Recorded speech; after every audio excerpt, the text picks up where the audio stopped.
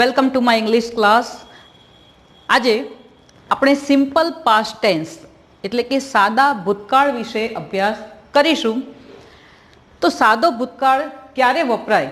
આપણને ખબર જ છે કે જે ક્રિયા પૂર્ણ થઈ ગઈ છે, જે ઘટના ઘટી ગઈ છે, એ ક્રિયા અથવા ઘટના માટે વાત કરવી હોય ત્યારે આપણે સાદા ભૂતકાળનો ઉપયોગ કરીએ છીએ. તો અહીંયા મિત્રો મેં કેટલાક ક્રિયાપદોના રૂપ છે અને એના ભૂતકાળના રૂપ લખ્યા છે. એના પરથી જ તમે જજ કરી શકશો કે ભૂતકાળ કોને કહેવાય અથવા કેવી રીતે બને છે. તો અહીંયા જોઈએ, એમ ઇઝ આર, એનું છે વોઝ વેર. ટુ પ્લે રમવું, પ્લેડ રમ્યો.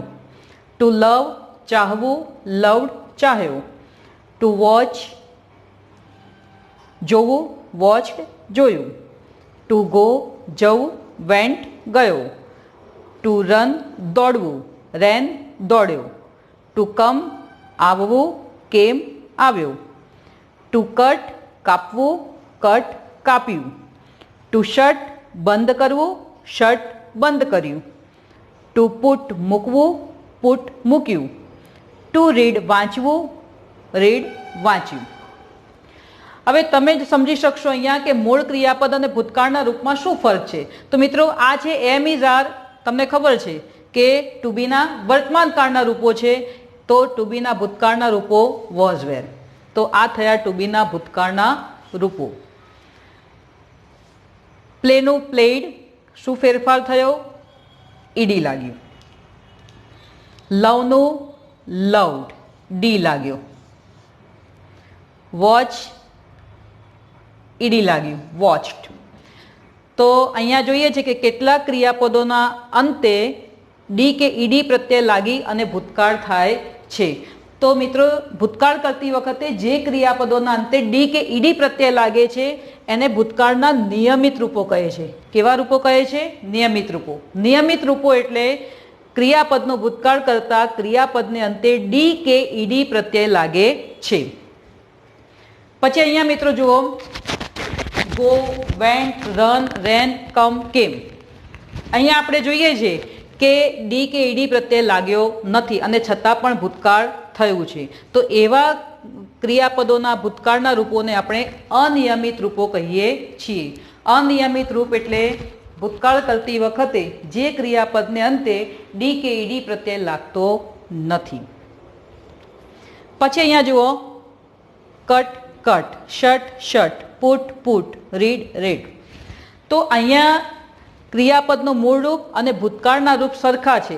ન તો અહીંયા ડી કે ઈડી પ્રત્યે લાગે છે, ન ડી કે ઈડી પ્રત્યે લાગતો નથી, અને છતાં પણ મૂળ રૂપ અને ભૂતકાળના રૂપ સરખા રહીને ભૂતકાળનું રૂપ બને છે. તો અહીંયા આપણે એવું તારણ કાઢી શકીએ કે કેટલાક ક્રિયાપદોના મૂળ રૂપ અને ભૂતકાળના રૂપ સરખા હોય છે. તો મિત્રો આ ક્રિયાપદોના ભૂતકાળની વાત થઈ. પછી બીજા કેટલાક સહાયકારક ક્રિયાપદો છે, જેવા કે had, did, could, should, would, might. આ સહાયકારક ક્રિયાપદોના ભૂતકાળના રૂપ દ્વારા પણ આપણે ક્રિયાપદનું ભૂતકાળ બનાવી શકીએ છીએ. તો ભૂતકાળ બનાવવા માટે કેટલાક સમયદર્શક શબ્દો પણ વપરાય છે, જે આપણે જોઈએ. લાસ્ટ ઇવનિંગ, ગઈકાલે સાંજે. વન્સ એકવાર, એક વખત. લાસ્ટ સન્ડે, ગયા રવિવારે. એગો, બિફોર, બંનેનો મિનિંગ થાય છે પહેલાં. યસ્ટરડે, ગઈકાલે.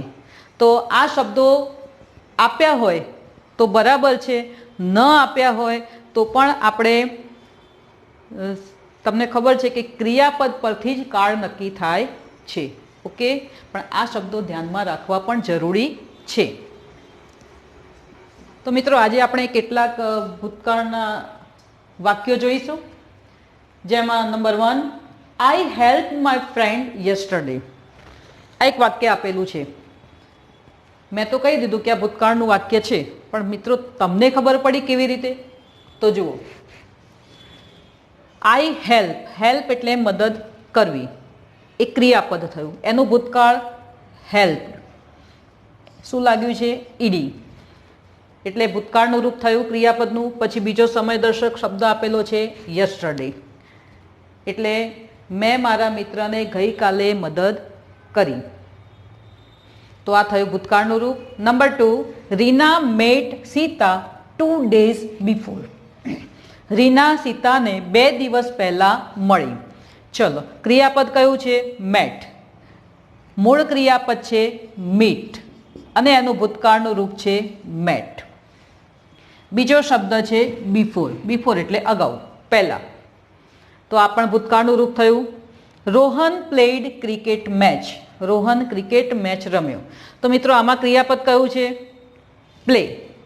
પ્લે એટલે રમવું. એનું ભૂતકાળનું રૂપ થયું પ્લેડ. એટલે પણ આ વાક્ય ભૂતકાળમાં છે એમ કહી શકીએ. I was in the market at 11 AM. 11 AM એટલે સવારે 11 વાગે હું બજારમાં હતી. તો અહીંયા વોઝ આપ્યું છે. વોઝ એ ટુ બીનું ભૂતકાળનું રૂપ છે. ટુ બીના ભૂતકાળના રૂપો કયા છે? વોઝ અને વેર. એ પૈકી વોઝનો ઉપયોગ અહીંયા થયેલો છે એટલે ભૂતકાળનું રૂપ છે, એટલે પણ આ વાક્ય ભૂતકાળમાં છે એમ આપણે કહી શકીએ. Kabir one dance competition. Kabir dance સ્પર્ધા જીતી ગયો. તો અહીંયા વોન જે મૂળ ક્રિયાપદ છે વિન અને એનું ભૂતકાળ છે વોન, જીત્યો. એટલે આ વાક્ય ભૂતકાળમાં છે એમ કે કહી શકાય. વી હેડ અ કાર. જો અમારી પાસે કાર હતી. ચલો, અહીંયા ક્રિયાપદ છે મૂળ ક્રિયાપદ હેવ અને એનું ભૂતકાળ આપેલું છે હેડ. અમારી પાસે કાર હતી, આ વાક્ય પણ ભૂતકાળ. My friend ran fast. મારો મિત્ર ફાસ્ટ ઝડપથી દોડ્યો but could not win the race. પણ રેસ જીતી શક્યો નહીં, સ્પર્ધા જીતી શક્યો નહીં. ચલો, તો રેન દોડ્યો, મૂળ ક્રિયાપદ રન છે અને એનું ભૂતકાળ થાય રેન, એટલે ક્રિયાપદનું ભૂતકાળ થયું. બીજું છે સહાયકારક ક્રિયાપદ કેન, એનું ભૂતકાળ છે કુડ. એટલે 2 ક્રિયાપદોના ભૂતકાળના રૂપ આપેલા છે, માટે આને પણ આપણે સાદો ભૂતકાળ કહીશું. આગળ, મિતા રીડ લાઉડલી. હવે આ વાક્ય કયા કાળમાં છે? તો મિતા રીડ લાઉડલી. જુઓ, તમને એમ થાય કે ક્રિયાપદનું મૂળ રૂપ અને ભૂતકાળના રૂપ સરખા હોય તો એવા પણ ભૂતકાળ કહી શકાય. અહીંયા મૂળ ક્રિયાપદ છે રીડ અને એનું ભૂતકાળ પણ રીડ. હવે એક સિમ્પલ વાત છે, જો સાદો વર્તમાનકાળ હોત તો આપણે સમજીએ કે સાદા વર્તમાનકાળમાં જો કરતા ત્રીજો પુરુષ એકવચન હોય તો ક્રિયાપદને અંતે એસ કે ઈએસ પ્રત્યય લાગે છે. પણ અહીંયા જુઓ તમે, રીડનું રીડ જ છે, એમાં એસ કે ઈએસ લાગ્યો નથી. એટલે વાત ક્લિયર થઈ જાય છે કે આ વાક્ય છે એ સાદા વર્તમાન કાળમાં નથી. તો કયા કાળમાં છે? ભૂતકાળમાં. કેવી રીતે?